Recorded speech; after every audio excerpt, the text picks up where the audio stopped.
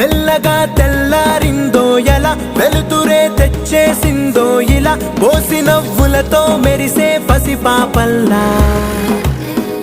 చేదతో బావులలో గలగల చెరువులో బాతుల ఈతల కళ చేదుగా ఉన్న వేపను నమిలే వేళ చుట్ట పొగ మంచుల్లో చుట్టాల పిలుపుల్లో మాటలే కలిపేస్తూ మనసారా మమతల్ని పండించి అందించు హృదయంలో.